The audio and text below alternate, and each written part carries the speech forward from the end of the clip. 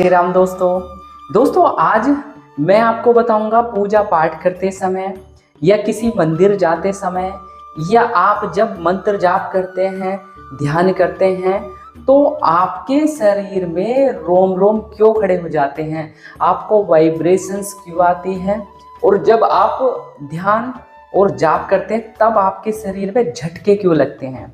तो आज की ये वीडियो बहुत ही महत्वपूर्ण होने वाली है। तो दोस्तों आप शुरू से अंत तक जरूर देखिएगा। और दोस्तों जिसे मेरी वीडियो पसंद आती है तो मेरे YouTube चैनल को सब्सक्राइब करें, शेयर करें और कमेंट में आप अपने प्रश्न भी पूछ सकते हैं। और किसी को अपना ऑरा स्कैनिंग करानी है तो कृपया करके आप मेरे WhatsApp नंबर पे कांटेक्ट करके आप अपनी चेकिंग करवा सकते हैं। तो दोस्तों चलते हैं इस प्यारी सी वीडियो के साथ। तो दोस्तों जब आप किसी भी ईश्वर की या मंत्र जाप करते हैं या पूजा पाठ करते हैं तो धीरे धीरे आपका जैसे समय व्यतीत होता है, 1 महीना या 2 महीने या साल, 3 साल, 5 साल, तो धीरे धीरे उस ईश्वर के साथ में आपका कनेक्शन बनता चला जाता है। जैसे जैसे आप अपनी ऊर्जा को मीन्स आप जाप करते हैं और ध्यान करते हैं और अपनी ऊर्जा को बैलेंस पावरफुल करते चले जाते हैं, तो ऐसे ही आपका सबसे पहले मंत्र जाप करते समय आपका जाप ठहरने लग जाता है आपके मूलाधार पे। जैसे वो ठहरता है उसके बाद आप लगातार ईश्वर के प्रति प्रेम करते रहते हैं, भगवान की पूजा पाठ करते रहते हैं, उनको भोग देते रहते हैं, उनके निमित्त आप चालीसा पाठ भी करते हैं, उनके निमित्त आप भजन करते हैं और साथ में चैंटिंग करते हैं। तो ईश्वर के तत्व आपके अंदर आने लगते हैं और ईश्वर भी आपसे खुश होकर आपको अपने अंश प्रदान कर देते हैं, जिनको हम सिद्धि कहते हैं कि सिद्धि के रूप में हमको अंश मिल जाते हैं, जिनकी वजह से हमारे शरीर के बार बार रोम खड़े होंगे। जब भी हम उन देवता की आराधना करते हैं तो डेफिनेटली हमारे शरीर के रोम रोम खड़े हो जाते हैं, एक प्यारा सा अनुभव होता है और शरीर पूरा खिल जाता है। और ये जो अनुभव होता है ज़्यादातर साधकगण को होते हैं। अब झटके क्यों लगते हैं, जैसे हमारी शरीर में, बॉडी में हमारी जो जाप ऊर्जा होती है वो बनी।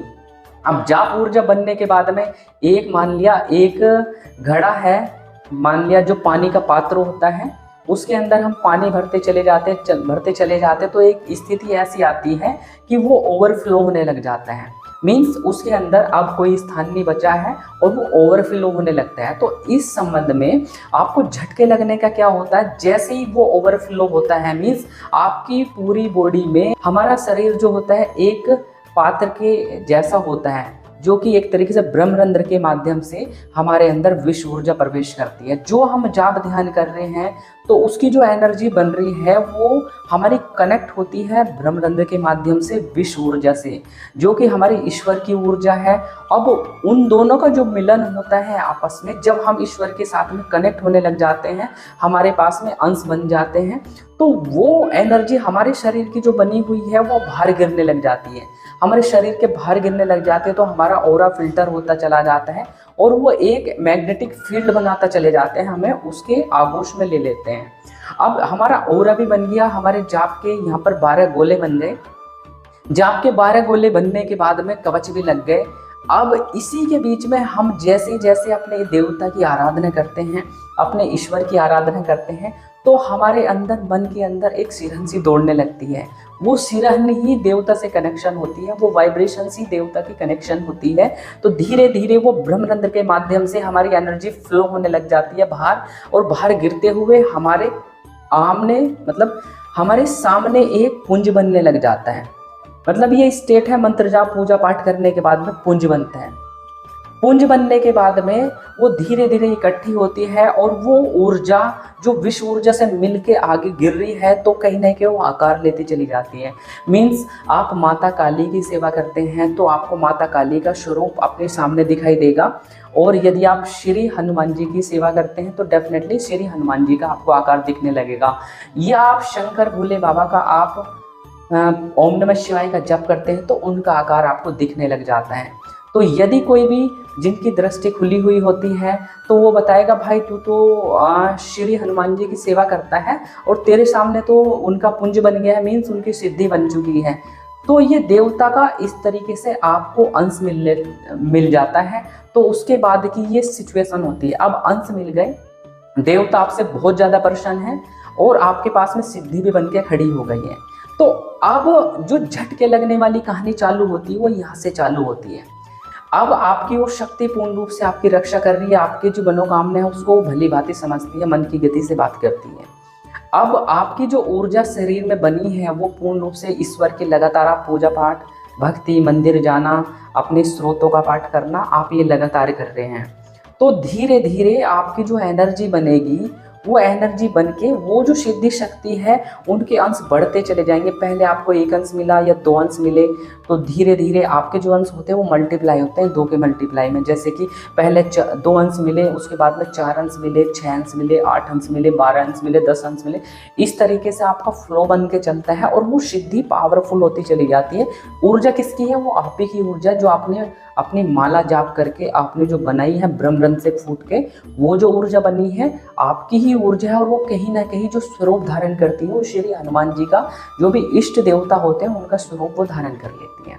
अब वही एनर्जी आके आपके शरीर में प्रवेश करती है।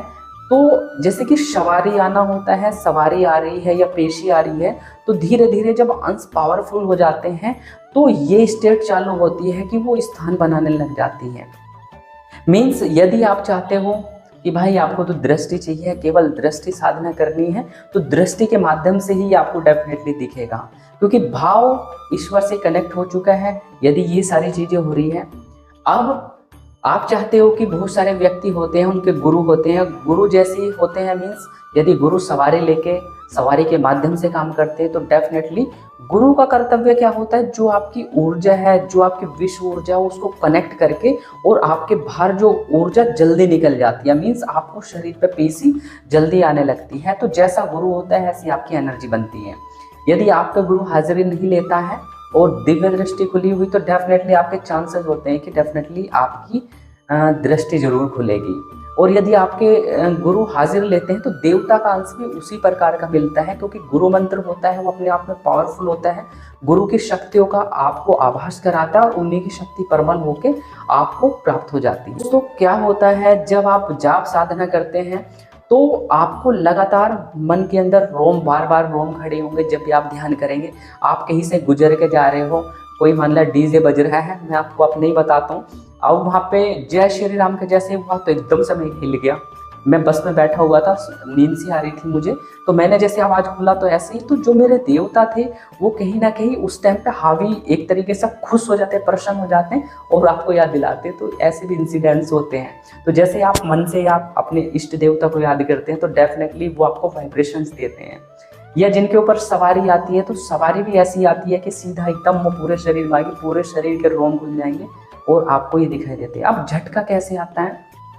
भाई आप जाप ध्यान साधना कर रहे, काफी समय से आप ज्यादा जाप कर लिया पूर्ण रूप से, और यदि किसी भी चक्रों में ब्लॉकेज हो जाती है, अब चक्र आपका मान लिया तीसरे चक्र पे आपकी ऊर्जा ब्लॉक हो गई, आप जाप साधना कर रहे हैं तो उस समय पूजा पाठ कर रहे हैं, तो वो जो एनर्जी है, देवता की एनर्जी है, वो अवरोध उत्पन्न हुआ नाभि के स्थान पे, मीन्स मणिपुर चक्र पे, कि वो यहाँ पे स्टक हो गई। तो जैसे वो निकल के चलती है, आपकी थोड़ी सी मतलब 100% एनर्जी तो नहीं जा पाएगी, बट जो भी जाती है वो एक झटके से निकल के उस अवरोध के अंदर फंस जाती है। मतलब आपकी ऊर्जा इम्बैलेंस हो जाती है। तो इम्बैलेंस होने के कारण ऐसा प्रतीत होता है कि एकदम से झटका लगा और एकदम से ऊपर। तो लगातार जब जाप ध्यान में थोड़ी सी प्रॉब्लम आती है तो ये झटके लगने चालू हो जाते हैं। एक तो पोजीशन ये होती है कि देवता आपको झटके मार रहे हैं, मीन्स आपकी सिद्धि आपके शरीर पर आ रही है, तो वो भी झटके होते हैं। और ये कारण ये होता है कि जब चक्रों में आपके इम्बैलेंस हो जाती है ऊर्जा, तो तब आपको झटके लगते हैं। तीसरा कारण कि ये झटके लगते हैं तो कभी कभी ऐसा हो जाता है कि आपका लगातार सर घूमने लग जाता है। आप एक जगह पर बैठे बैठे आप ऐसे आंखें बंद है या ध्यान कर रहे हैं, तो आप इस तरीके से आप करने लग जाते हो। मैंने अक्सर ये चीज़ें देखी है, जिनके ऊपर माता की सवारी आती है वो इस तरीके के उनको लगते हैं, जिनका देवी तत्व होता है। देवी तत्व वालों की ऊर्जा सबसे ज़्यादा राउंड घूमती है, मीन्स उनकी जो ऊर्जा दिखाई देगी वो पूर्ण रूप से राउंड सी होती है, तो अक्सर उनको इस तरीके की हो जाती है। कुछ व्यक्ति होते हैं ध्यान में बैठे हुए, वो लगातार जब ध्यान ऊर्जा उनकी बढ़िया चलती रहती है तो आगे पीछे हिलने लग जाते हैं। उसका कारण भी यही होता है कि आपकी जो एनर्जी है वो फ्लो है, उसमें कहीं ना कहीं अवरोध है, किसी चक्रों में ऊर्जा फंस रही है और उसकी वजह से ये लगते हैं। तीसरा चौथा कारण जो है सबसे बड़ा, चौथा कारण ये होता है कि जब किसी व्यक्ति के शरीर में नकारात्मक शक्ति होती है तो वो पर्टिकुलर एक चक्र पे या शरीर में कहीं भी झटके मारने लग जाता है, क्योंकि आप जाप ध्यान करने लगे हैं, मीन्स आपके शरीर के अंदर नेगेटिविटी है। आप जाप ध्यान कर रहे हैं, मेडिटेशन कर रहे हैं, तो क्या होता है, वो नेगेटिविटी को बेचैनी हो जाती है। अब बेचैनी होने के कारण वो झटके मारने लग जाती है। हमारे पास एक साधिका जुड़ी हुई है और उसको क्या है कि वो बहुत जगह भटक चुकी है, बट उसको पता ही नहीं था कि उसके शरीर में नेगेटिविटी है। मैंने उसको ध्यान दिया और सारी चीज़ें देखी, तो मूलाधार में नकारात्मक शक्ति देखी मैंने उसके बैठा हुआ।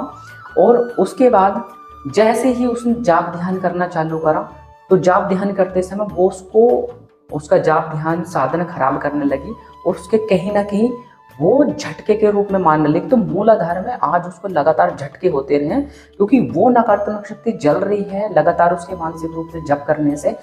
तो मेरे पास में ये यूट्यूब पे भी एक क्वेश्चन आया था अभी कि मूलाधार में या शरीर में झटके क्यों लगते हैं, तो उसका कारण यही होता है। एक और हमारे पास में, तो दोस्तों इस तरीके से ये जाप ध्यान करने में तो ये पॉजिटिव भी हो सकता है और नेगेटिव भी हो सकता है। ज़्यादातर तो पॉजिटिव होता है, क्योंकि यदि नेगेटिव होता है तो उसको बंदे को वाशी आएगी, शरीर में दर्द रहने लगेगा और वो जाप ध्यान नहीं कर पाएगा। बट यदि आपके शरीर में ऐसा कुछ नहीं है, जाप ध्यान करते समय आपको दर्द नहीं होता या कुछ ऐसी परेशानी नहीं, तो डेफिनेटली वो पॉजिटिव है। आपके पास में जो इष्ट देवता है, भगवान है, उनकी कहीं ना कहीं आपको अच्छी एनर्जी प्राप्त हो रही है और वो पूर्ण रूप से आपसे प्रसन्न है, खुश है और जल्द ही आपकी सारी चीज़ें घटित होने वाली हैं और सारी आपकी परतें साफ हो जाएंगी और आपको दिखना भी चालू हो जाता है। तो दोस्तों दिव्य दृष्टि साधना करते हैं, पूजा पाठ करते हैं, या आप एक नॉर्मल साधक है जिसको केवल पूजा पाठ करनी आती है, तो डेफिनेटली आप रास्ते पर जा रहे हैं तो झटके लग रहे हैं तो कोई बुरा नहीं, आप इनको बैलेंस कर सकते हैं। मेरे चक्रों में जो अवरोध उत्पन्न होते हैं वो वीडियो आप देखिएगा, उसके अंदर मैंने बताया है कि आप अपने चक्रों को कैसे बैलेंस करें। तो दोस्तों मेरी इसी तरीके की वीडियो देखने के लिए आपका बहुत बहुत से तहे दिल से धन्यवाद, और कृपया करके आप मेरे YouTube चैनल को सब्सक्राइब करें, शेयर करें और कमेंट में अपने प्रश्न पूछ सकते हैं। किसी को चेकिंग करानी है तो करा सकते हो। दोस्तों इस प्यारी सी वीडियो को देखने के लिए आप सभी का बहुत बहुत धन्यवाद। जय श्री राम।